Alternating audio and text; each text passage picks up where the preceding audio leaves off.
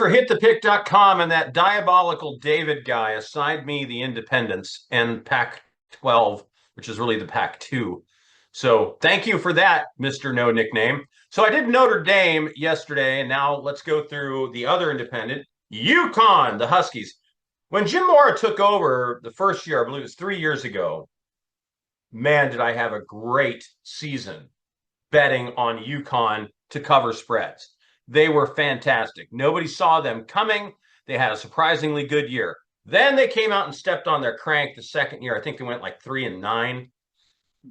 And then last year, they had a good season, went all the way, won a bowl game against North Carolina, although a bunch of North Carolina players sat out. So bowl season now, it's really difficult to tell, what does that bowl game win mean when so many players aren't playing. But in any case, they did win their bowl game. So good for Jim Mora.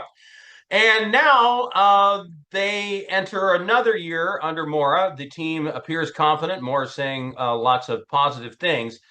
But there are questions, mostly on the defense. The offense returns both quarterbacks who started last year. Fagnano is likely to get the starting nod from what I see and what I read.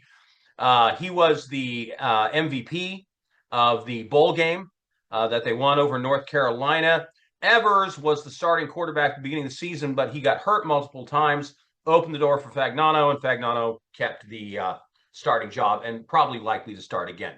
They're good in the running back room. They've got two strong running backs returning. The offensive line has some pieces missing, but they've been able to plug those through the portal in other ways and other players stepping up. In fact, they poached a guard from Notre Dame. He was reserved, but still, anytime you get a lineman from Notre Dame, you're helping yourself out. So offense, I think, is going to be okay. Probably better than last year. And the defense, though, I think they only returned like 2 starters. Now, they returned more defensive players, but they were reserves. And so now they've got to step up in starting roles, but they loaded up in the transfer portal, especially along the defensive line. So it's going to be, how do all those pieces fit together? So last year, they were 63.6% against the spread. So if you bet them to cover the spread in every game, they went 7-4-2. 63.6%. You're doing okay there.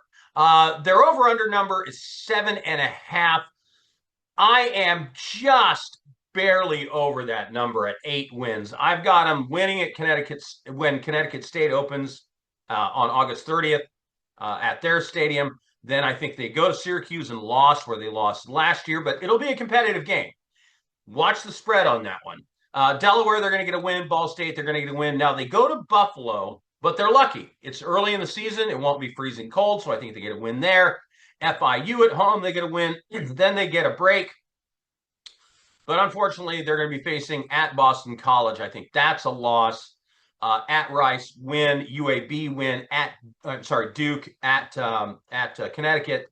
That's a loss. Air Force is going to be a monster. That's a loss. And then they get a win at Florida Atlantic, which puts them over 7.5, just barely. I've got this team going 8-4. All right, if they can pull off wins against any of those teams, maybe Syracuse, maybe Duke, I don't see them having a chance anywhere beating Boston College at Boston College, and Air Force is just going to run all over them. All right, I'm Loud Esmond. There's UConn's prediction for the season for hitthepick.com.